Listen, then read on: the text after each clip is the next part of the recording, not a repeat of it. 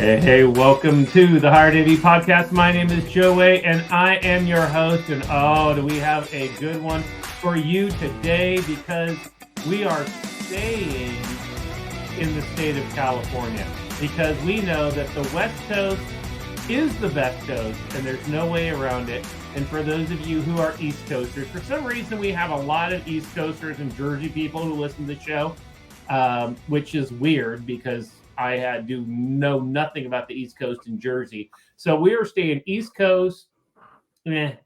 West Coast is the best coast. We have, Cal State Northridge. Am I allowed to call you a Valley girl? I guess now I'm still adapting to that, because in my mind I'm still a Seattleite, but I've been in California for 5 years now. So totally. See, that was pretty good. All right. Well, Seattle, I didn't know that. All right. So we have things to talk about. But all right. So from the great Cal State Northridge, Megan, please introduce yourself and tell people who you are and what you do. Absolutely, Joe. Thank you. Hello, my name is Megan Duncan. I am an Instructional and Media Technologist at Cal State Northridge, and I'm also currently a master's student in the program of Educational Technology. All right, so we have to break both of those down. Let's start with, what does Instructional and Media Technologist actually do day in and day out?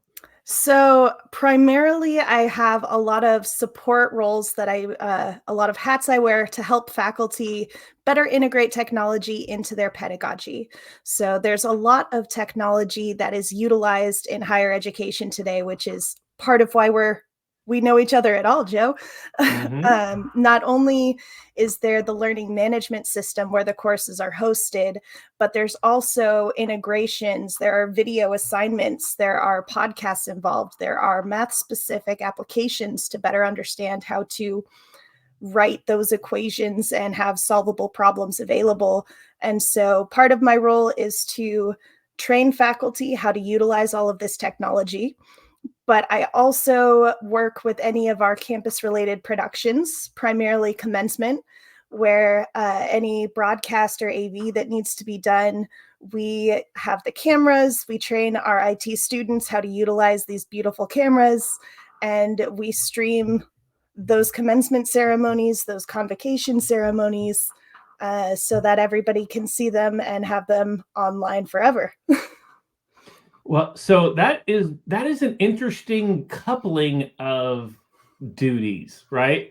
Train technology and then do live events. Like those are two kind of. I wouldn't couple them together. I mean, is there a story how that comes together? I mean, like, was it like all of a sudden, hey, we need this? Like, how does a job description of that even come together? The fascinating world of the pandemic, Joe. Every sector took a hit because of COVID-19 globally, and higher education is no different. And so I found myself furloughed from a previous company and was looking for potential new opportunities after going through that process. And there was so much need in academic technology that they needed somebody who could be kind of a Jill of all trades and hop in wherever things were needed. And I've got kind of a unique background that facilitated this custom role where, yes, they needed faculty support. At the time, they needed a lot of Zoom support, a lot of Zoom instruction for individuals that might not have ever owned a laptop, that are now responsible for teaching and utilizing it in so many different ways. As well as the broadcast engineer, unfortunately passed away in 2020, and they didn't have somebody at the ready who could step into that role and walk into that control room space and understand the switcher and the different encoders involved and open up that role as well. So I am where I am today because of the pandemic. Well, that is sad. By the way, I did not expect that term in the conversation, that somebody passed for that. But it is interesting because I think it says a lot about our industry, right? I think before the pandemic, a lot of the kind of AV tech was they just come in and they help us fix stuff that they never got right in the first place, right? And now all of a sudden, there's an importance behind what we do. And that's what's very interesting about your role, because the training and faculty view, and you can correct me if I'm wrong, but I know I'm not wrong, so you won't have to correct me, is that faculty view technology different now after the pandemic and how it can go. And then the point of being able to use it live, to make it the broadcast side, to make it real time. I don't know what the right words are, but fill in. What was that kind of pre and post? Because we know it is different. I mean, I'm definitely coming into this with my role at CSUN being since 2021. So I wasn't at CSUN itself pre-pandemic, but I did work at Western Washington University previously as a video production specialist. And so seeing faculty, there's always a diverse range of acceptances when you have folks, especially in academia, where you have some of those very excited, eager beavers who love the newest thing all of the time. And then you have some individuals who have found a method that works for what they need and they don't see a need for change. And so part of the problem solver of my brain loves finding solutions that work for everybody. And not everybody is going to utilize the same technology in the same way. But making sure that each faculty member has the support they need. And so during the pandemic, everyone was forced to learn video production on some level. Yeah. Not necessarily as a pro AV team for every faculty member, but we actually at CSUN had what we called lecture capture in a bag kits sent to every faculty member. So every faculty member had a webcam, a USB microphone, a little USB light that could be hooked up to their computer, and then a USB dongle that could handle all of these USB plugs at once, as well as a USB Elmo document camera. Wow, And okay. the purpose of these kits was to be able to kind of simulate all of the technology that would be at a podium in the front of a college classroom, where they're used to having their projectors, where they might have a PowerPoint available, and Zoom had the ability to share screens so they could still utilize that PowerPoint. But if they were demonstrating on a whiteboard or writing something out, they now had a document camera where they could still do that. So some faculty members got really creative and were able to set up home studios and light boards where they could actually film through this glass as they're writing on it. And some faculty were able to utilize the equipment that we sent out in these kits, and they were able to turn their home office into a higher education instructional space. That is awesome. I love that. And I love even adding the document, like that is because it's what I mean. I'm sitting here at home in basically a full production studio, but it's just plugged into my Mac Mini, right? And you to think like, how do you make that happen? And the fact that you all did that is pretty cool. So what are you seeing now? Are faculty still embracing that, or like how much of that carried on, and how much of that are you seeing in instruction today? And this might even pull into your master's you're working on too. I mean, so, and where is it going to be in the future? I am definitely curious as to where we're going to be going in the future. Because I work in academic technology, I also have access to things like our IT survey and responses that we've seen. And one little nugget that I've loved is in 2022, we asked students if video content helped them learn better. And 93% of students that were surveyed at the time said, yes, having video content helps me be a better student. And so after getting that hard data, it was hard for faculty members to be like, oh, I don't need recordings, because according to the data, they're incredibly helpful. So I am definitely trying to encourage faculty, especially now that we're facing students that we've never seen before, that have experienced the pandemic either as part of their high school or collegiate career, and who might have more experience through Zoom than they do with in-person instruction, depending on their backgrounds. So I think it's important that faculty consider, finding ways to help their students in ways that they learn. But also with the variety of ed tech that is out there, there are so many fun and innovative ways that they can enhance what it is they're doing and help with that social media, constantly scrolling attention spans that are getting shorter and shorter. Yeah. See, and I think you're absolutely right. One of the things is, a fun fact that I always say when I'm speaking is that the current college demographic is actually known more by their Instagram handle than their own name, which is very scary, right? I mean, or I don't know if scary is the right word. It's just reality, right? It just is what it is. And so when you talk about when it doesn't surprise me when you said that 93% or whatever it was, that of students said, yeah, give me video, because this is who they are. And then we see that short form video is even more. I mean, the stats tell you the whole, the Mr. Beast and all these that do this. Short form rules the world. Okay, it does. So are you seeing, or do you see short form working, or how do you see short form video working in to serve the next demographic of students? So I definitely already see short form content starting to take over full lectures. We've seen flexibility in being able to share specific content. First off, because if faculty aren't used to managing video files and they want to be able to share them in different ways, having a shorter video means you have a smaller file size, so it'll load faster and you don't have to wait as long for the rendering processes or the processing throughout any of these tools. And so sometimes faculty are experimenting with short form because it's easier for them. And sometimes it's easier to then provide tests or follow-up information with students after those short form things. So I can see my students have watched sections 1 through 5. Now we're going to talk about it, rather than this hour-long chunk. And when you're looking at the analytics, students only watch maybe 20 minutes, depending on the content anyway. So I definitely see some folks are adapting shorter form content, little lecturettes, being able to focus on those hit points and those key points. Yeah, no, I totally agree. So one of the funny things, I wanted to do these like production studio things, and we kind of started doing it. And I had conversations with a couple of faculty as far as in the faculty senate, and I said something, and it was this.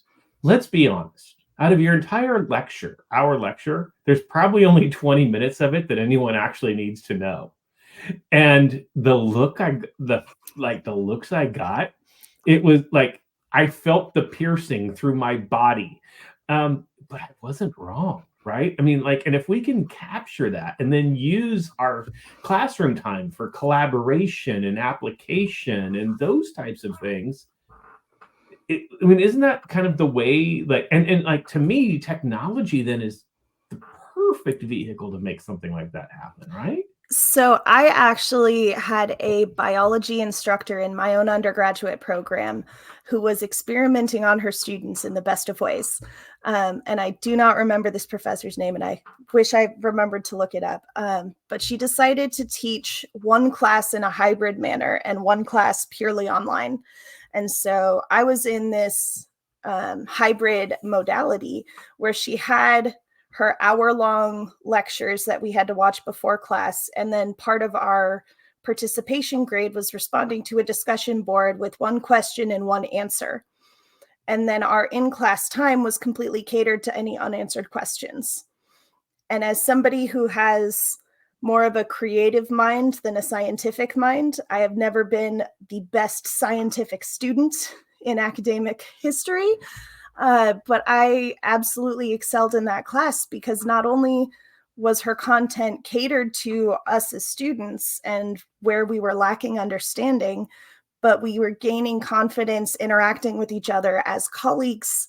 We were able to focus the time more efficiently. And we were also able to pause her as she was speaking mid-lecture, do a quick Google search because I didn't understand what she said and I need more vocabulary background, which you can't interrupt your professor all the time. And sometimes words can be challenging, especially at a university level. Mm-hmm. Oh, I love that. I love that. All right. So now, okay, I'm trying to find a question. It's come to me. All right, here it is. So So give advice then. So we know the audience here. The audience is 50% tech managers, people who go solve problems and do that and install technology. And then the other 50% is integrators, manufacturers, et cetera. So what do we do? How do we, especially, is it no little black box installed in a classroom can solve this? So what advice, or maybe it does, I don't know. I guess that's why I'm going to ask you the question. So what do we do? How do we make this now change in pedagogy and teaching and whatever the right words are effective from a technologist point of view? What does our audience do? So I'm definitely very excited to see how we are able to make changes that are digestible for faculty to understand. Not all faculty have technical backgrounds who understand greater abilities to get into heavy production flow. So coming up with ideas like a one-button studio where faculty can come in and not have to think about all of the things that we're used to thinking of in terms of lighting and sound and levels and interference that might be happening, but trying to make this technology more accessible for people to be able to better utilize. Because if we help our faculty, they will then in turn help the students learn better. So having more accessible technology for faculty, whether it's a one-button studio, I've seen some really cool stuff with Epiphan Pearl. I don't know if you've chatted with those guys, but they've got some really great ways. I know, I think it was Oregon State has a couple one-button studios that they have available with light boards, and literally a faculty member can walk in, plug in a flash drive, hit record, perform their lecture, and walk away with a video ready to go. Yeah. No, go ahead. Go ahead. So that's something I'm definitely really excited about. And that's something that does require the AV pros to get involved and prepare that space and have it ready and integrated. Whereas something like the lecture capture in a bag that we prepared was more for individual use that could be self-managed.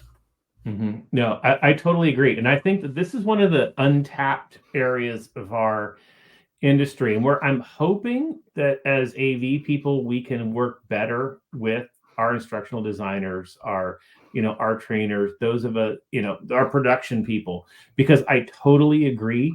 And if you take things like the Epiphan Pearl, right, their whole line is about making something stream easier. Like that's what they do, right? And I think that as technologists, and I blame the AV industry for this. We've always wanted to, I take it back. I blame integrators and manufacturers for this, except for people like Epiphan. No, I'm just saying, is the business model was put a bunch of technology crap in. That was the business model for years. And now we're both sitting here recording a podcast on video you have a computer, I have a computer, we have a USB mic, we have this, and all we need to do is capture and stream, and we can do that very high quality, very easy now, right? And that was one of the ways that I think that the pandemic changed our industry and changed it for the better, that it's not about how many, rack units go in to make something happen. I actually look at the other way. How many rack units can I now get rid of? Because the more I can get rid of, the more I can make it effective, because I put the power in the person's hands who's the user now, right? But I think you bring up a great point. Now we have to focus on training. We have to focus on how to make them effective, because we are taking it out of our hands and putting it in their hands. And now we have to be able to help them. So to that, what are the ways that you now, as instructional technologist trainer, how do you go make people and their faculty effective in using these tools? Definitely my immediate response is finding ways to engage with our faculty in training opportunities.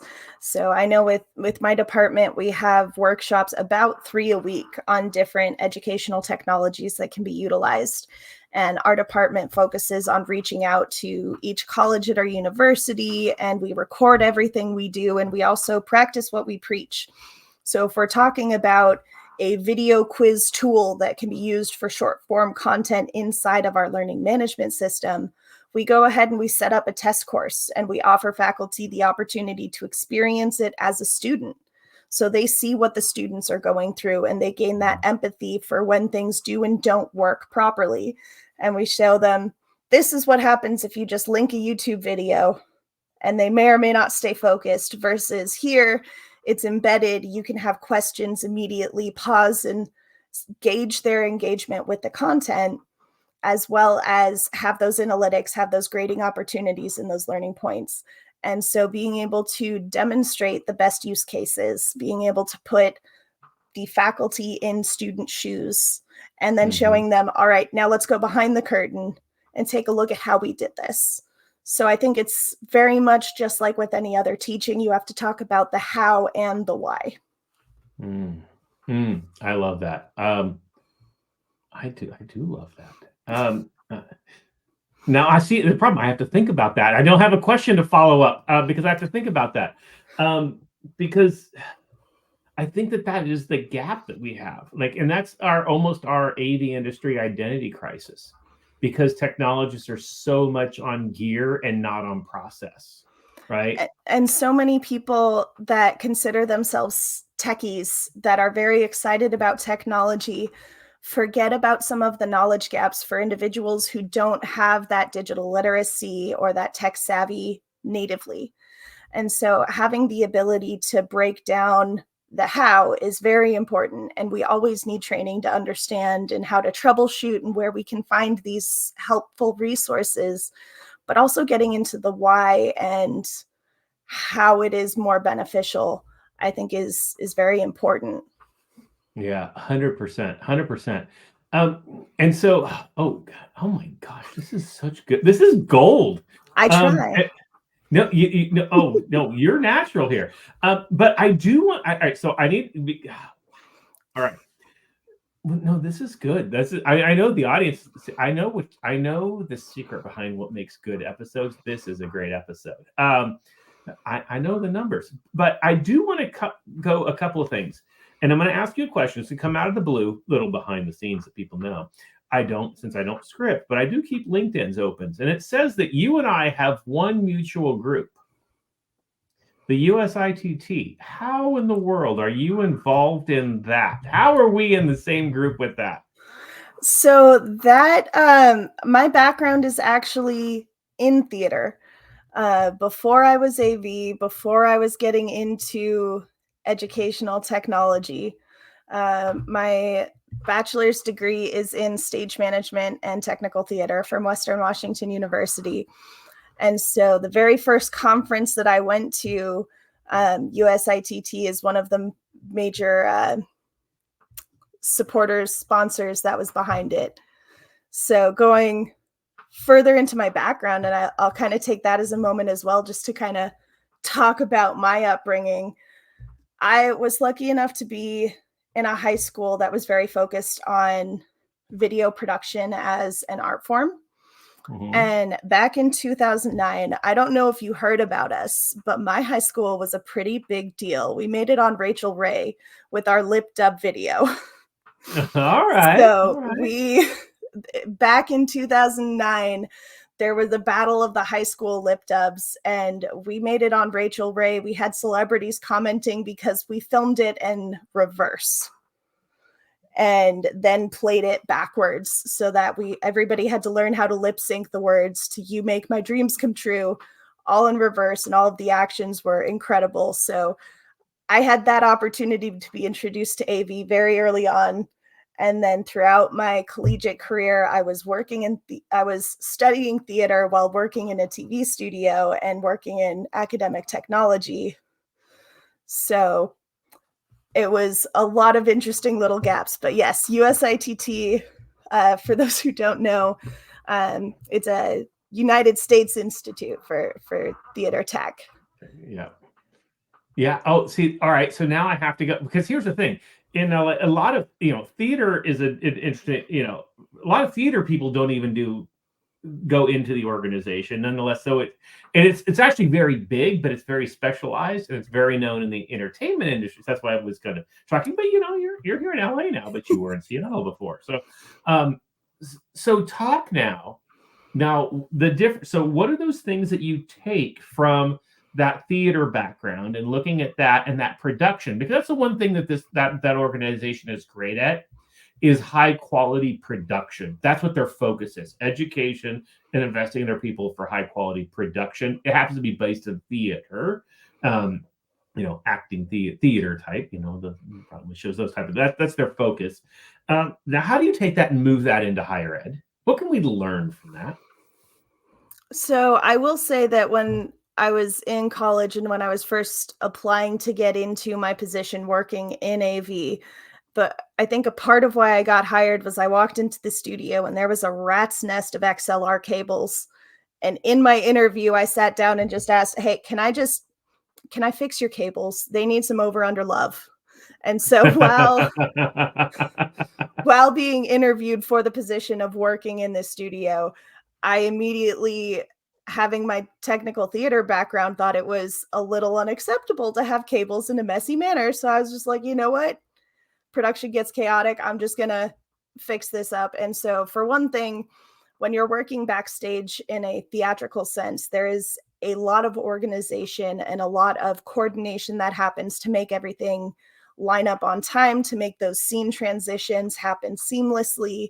And so understanding how to make the magic happen is where I see a lot of that transitioning, a lot of that overlap between a live staged presentation versus AV. And so with my background in stage management was very much kind of a production managery role for those who don't know theater as well. It's very much a coordination role where I know what's happening where and when, and ensuring everyone is on time where they need to be, looking at the bigger picture so that everything could get done properly. And so theater and technical theater helped me understand how to write documentation, like a run of show, in a way that I know how to make it make sense. I learned how to document a script so that I know when I want to make cuts as a director now.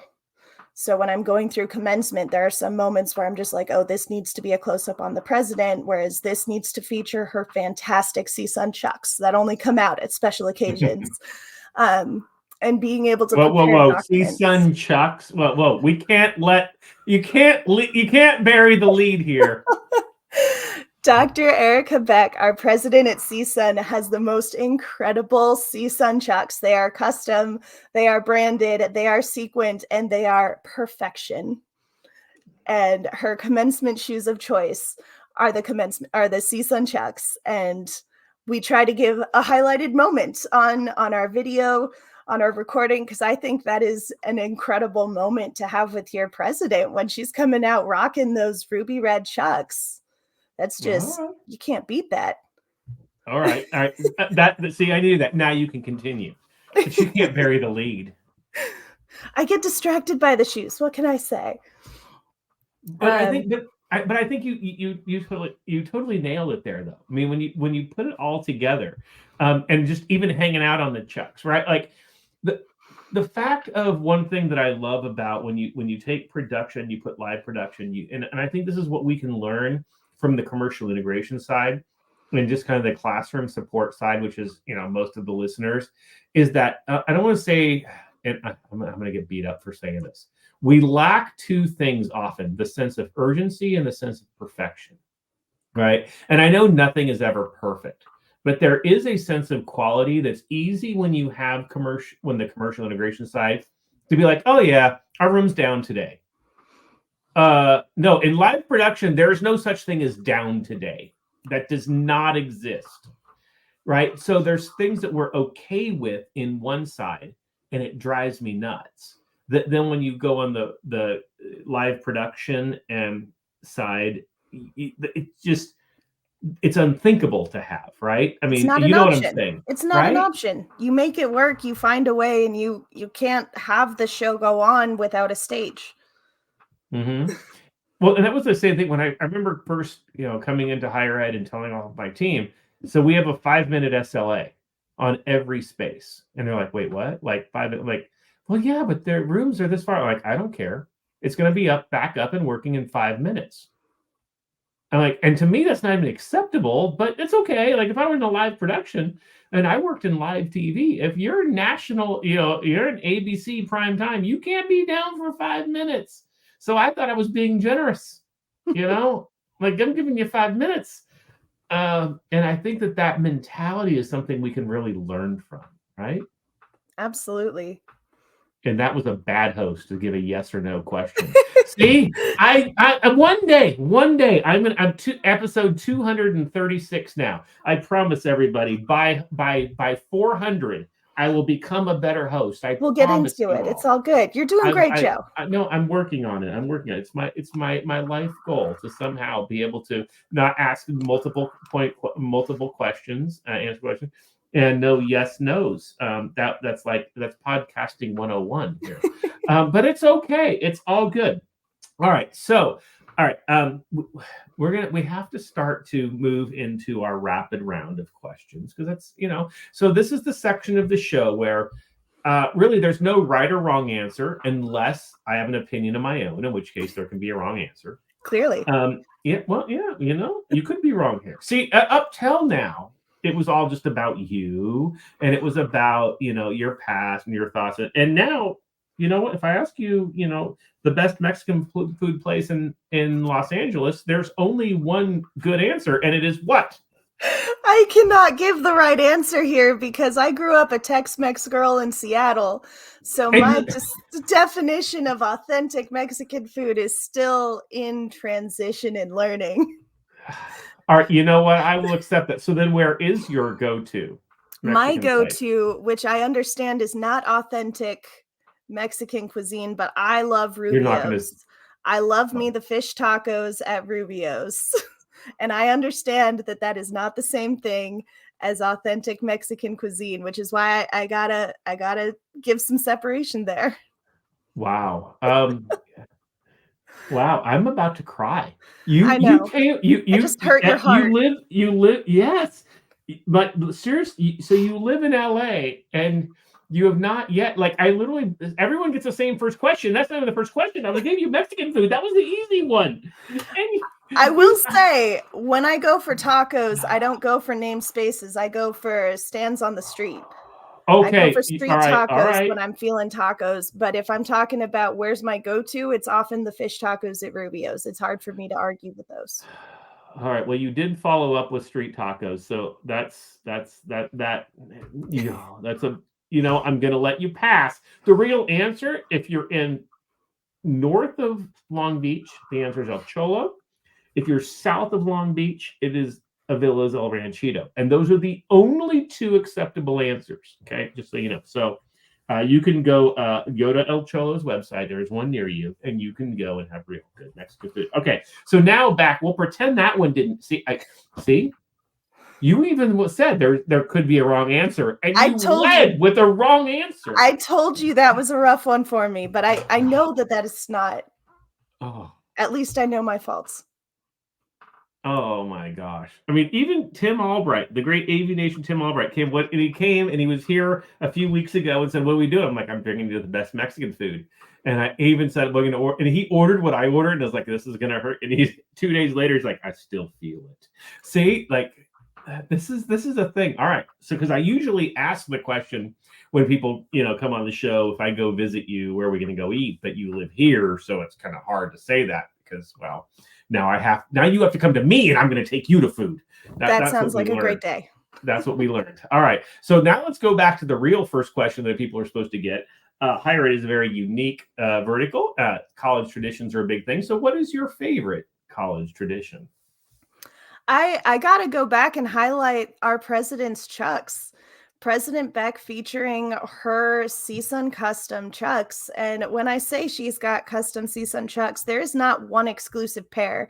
She's had a couple different pairs that were custom made or gifted to her because of her affinity for it. So I'm going to highlight our beloved President Beck because her shoe choice is just on point and I love it. All right, I will let that pass. That's good. You're doing it. That's a unique. That's good. That's good. That's a good one. I like that. Commencement is actually one of the top 3 answers. Something I'm doing with commencement. So that's good. I'm afraid to go back to the food issue, but I'm gonna. I understand. So let's pretend though that you and I both end up in Seattle, and if you're then in Seattle, now you have no excuse. Where are you taking me? Where are we eating? What are we drinking?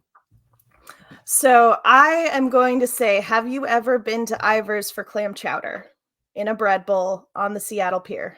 Not in Seattle, but but clam chowder and a bread bowl is a San Francisco thing. But it's Typically. not the same if it's not Ivar's.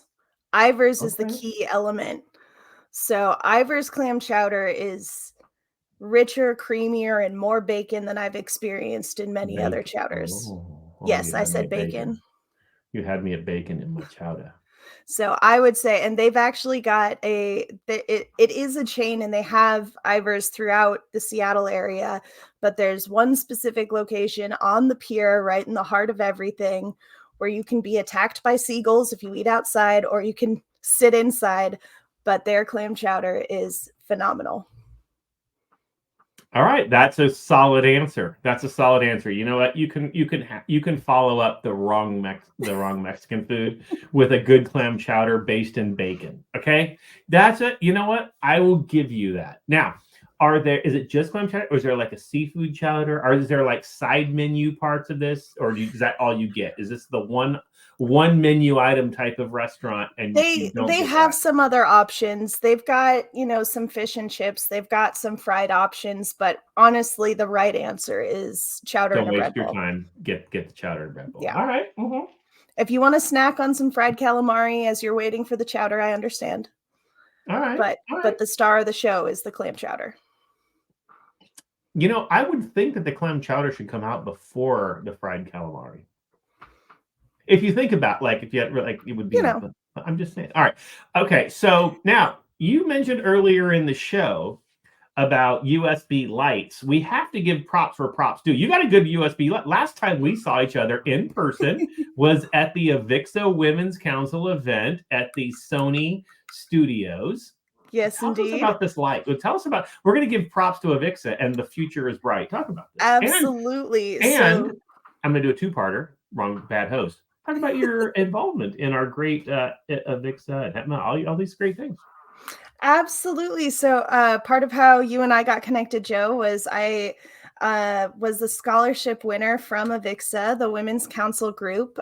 They have a scholarship for, it's called Elevate, with AV capitalized, talking about women interested in leadership in the field of AV. And so I found this scholarship over the summer and was able to apply. And speaking about some of my experiences with commencement and some of these things, I was selected by our council. And at their Women's Council event in December, they had these little giveaways at the ready. And this light is so much fun. It's got 3 different brightness features, but that is what has been keeping me look a little better on this podcast. And it literally just clips onto the screen. It's USB powered, but doesn't have to be plugged in all the time. And it has just been so much fun to use. You don't know how upset I am right now that we were there. It was I'm not a grab the swag person. I'm just not. I don't want to carry around and then I realized that's the coolest thing. And it was and I didn't take one. So Tammy and the rest of the Women's Avixa Council can bring me an Avixa light, please. It's so perfectly, palm sized, but you see the difference it makes because I've got this big, beautiful window just on one side. So having that option to center right around my camera, highlight my face in this beautiful even light. Mm-hmm. Can't beat it. Yeah, that is good. I'm a little jealous. I'm not going to lie. And I had an opportunity. I'm not actually jealous. I'm mad because I'm mad at myself. Okay, but how cool was that at that event? Watching the Maverick thing in the Sony studio. Was that not crazy? Watching the background information of how they were trying to shave down cameras to fit into the fighter pilot, but also the new Sony camera. I should have looked up which model it was if you don't remember, but they had the music video. And I have been trying to find that music video that they filmed all on those cameras because I was so affected by that emotionally. So not only were we talking about the action of the fighter jets, but there was also this beautiful romance story told through a love song shot on the Sony cameras. That was very memorable. No, I left there, went home, changed an open order to put that camera in, put the camera in. Literally swapped it out because I was like, oh my gosh. That is Got to have the amazing. camera. That was great. Yeah. Oh my gosh. All right. So next rapid round question. Right behind you is a sign that says always be yourself unless you can be Batman, and then always Oh, be Batman. always. But it is next to a little picture of little baby Yoda there. 100%. And All I will right. say, Baby Yoda is actually holding a little ball That's right right. up Grogu, here. for those who are ultimate. He's holding a little ball. Yeah, just Aww. like just like in the series. All right. So in a battle, who wins? I gotta give it to Grogu because he has the Force. I love Batman uncontrollably, but Batman is limited to the technology of his era, which is very So, different.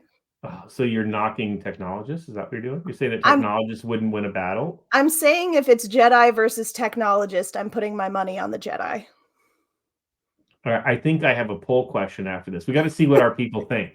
I would tend to agree with you. Actually, I would go that way, and because and we know that. I mean, every season there's going to be more that comes out, right? Well, there's going to be more. Oh, always. So, all right, that's good. I take it. All right, I take it. So now, next rapid round question that we have. Well, these are all good. All right. So Bring now it on. wait, well, I have to. Okay. So now I like things that have a little bit of inspiration. All right. And this is the segment of the show where you just get to say, pretend it's your show. You can say or do whatever you want. This is 1 minute. Just give me a minute. You get 1 minute.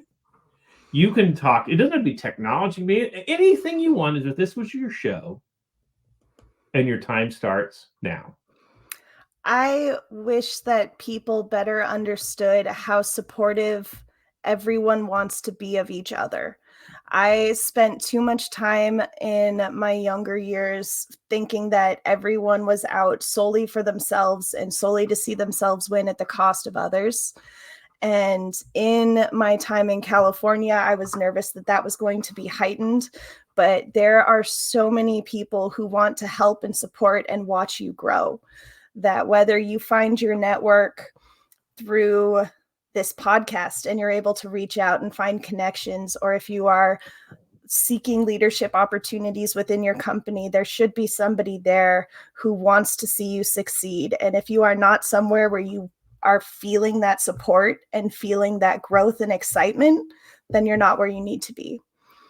So I very much wish my younger self was told that I needed to be somewhere where people wanted me to be and wanted me to succeed.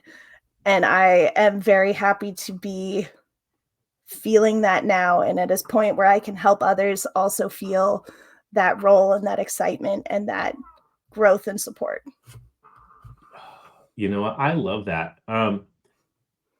Yeah, it's interesting. I love what how you started that going, because I think a lot of people think that the world is always against them, and yeah, I love how you turned it to, you know what? There are a lot more people who want to support people than people who are against people. Mm-hmm. And I think often, whether it be imposter syndrome or whether it be, fear of taking this up or just loneliness or whatever it is, I don't know. Maybe you can answer that. What are those things that stop people from I mean, it's definitely rough being a woman in a male-dominated field. We always run into meetings where somebody's stepping over us or talking over us or claiming ideas. It can be rough for people who experience any form of identity that isn't well represented. So when there's a lack of diversity, a lot of voices don't get well heard. And that can absolutely lead to imposter syndrome, saying that you shouldn't have a seat at the table. But when you're at a strong company that wants to see you succeed is when you know you should be home. And so I think there are a lot of ways in which we get up all in our heads and feel something negative. And part of me is actually saying this because my birthday was last week. So I reached out to my brother saying, "Hey, what's your advice for turning 30, bro?"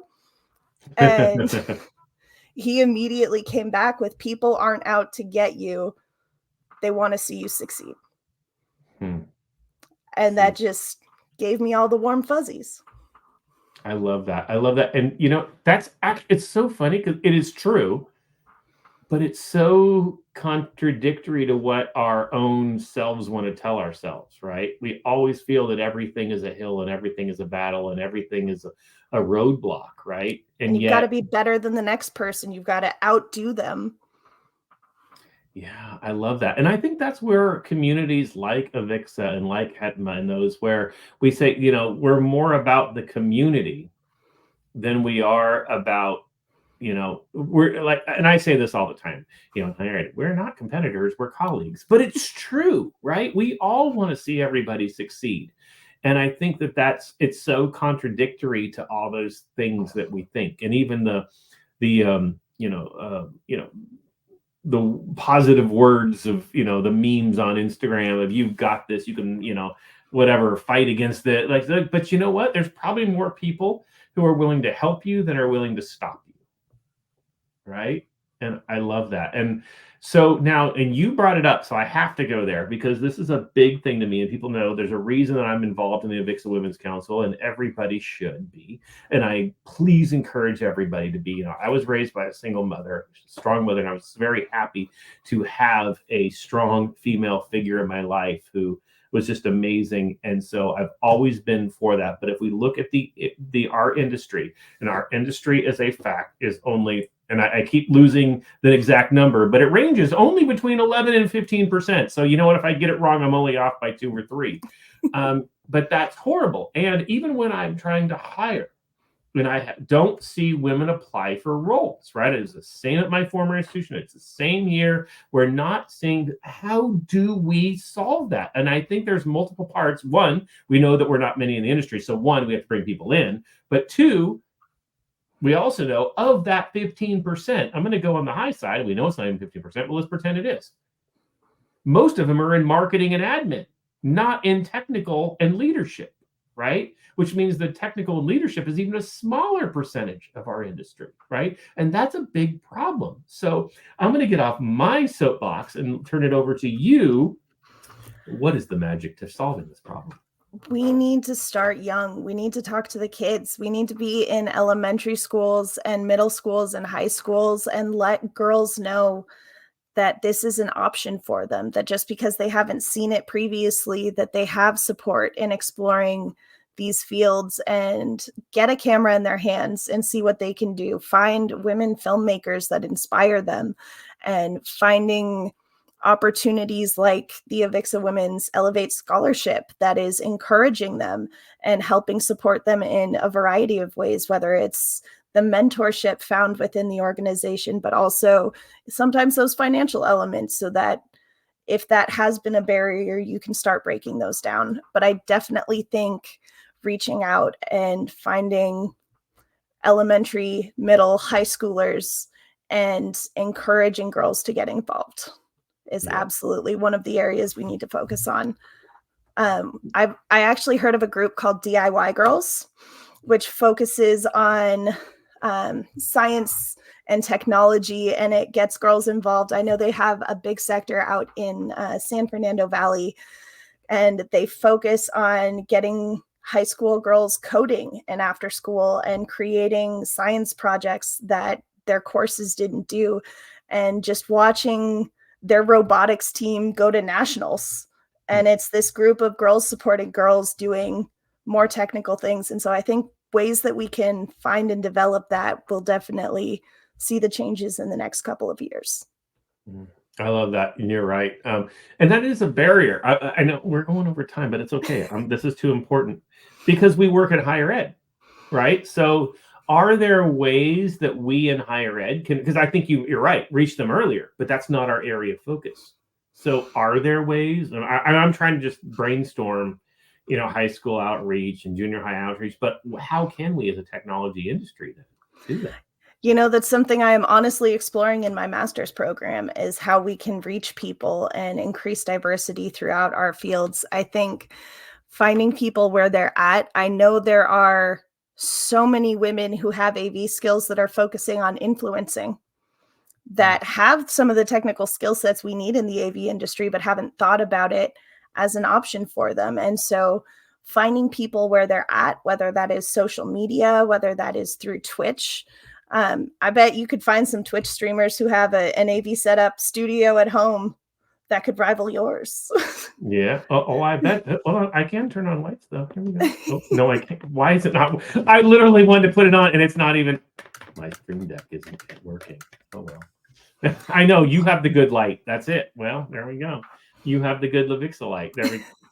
So I think finding girls where they're at, whether it is in the education sector, whether it is in social media, I think trying to find ways and expand our network to include more. And there's not, a done in a day solution, but I'm open to it and I'm open to find it. Yeah, absolutely. Oh my gosh. Well, I need to end the show, but I don't want to end the show. But I do need to end the show. This was just amazing. I loved your insights from just the first question and what you're doing, how you've impacted your university, the direction our industry is moving in, and of course these incredible words outside of the fact that you don't know a good LA taco. I will let that slide. There was enough to make up for it. It's still gonna hurt me. It's the street tacos. Okay. You don't need a named spot. You just find whoever's open. It's okay. It's okay. You and I have to meet up. I'm at UCLA. You're in Cal State Northridge. We're only like 15 minutes from each other. Happen. Well, after there's a big hill in between. But nonetheless, we need tacos so that I can introduce you to great tacos. That being said, last question. How can people connect to you and get in touch with you? Well, you are absolutely welcome to find me on LinkedIn. You will also have links to my Facebook page and personal email, I believe, available there. You are welcome to reach out to me if it's anything higher ed related at megan.duncan@csun.edu. You're welcome to email me there, or of course, message me on the HETMA platform itself if that is where you are at. Absolutely. Oh my gosh, Megan, thank you so much for this. This was the joy of my week. I'm so excited. This is awesome. I'm so thankful for you. I'm thankful for all the wise words you said. So thank you. I guess I just said thank you. But again, so everybody, please do follow Megan. Find her on LinkedIn. Do find her on HETMA and follow on all of the socials. And of course, me. You can find me at JustIOA and all the socials at HigherEdAV at HigherEdAV and all the socials. And connect with HETMA_org and all the socials. And and that's it. And of course, if you did not like these opinions, sorry, I forgot this part. All the opinions expressed here are not necessarily those of our respective institutions, corporate companies, or sponsors of the show. And if you do not like any of these opinions, there might be better ones next time. And here's the cover slide. And we're both going to be quiet for about 2 seconds while that's on. And I hit end recording.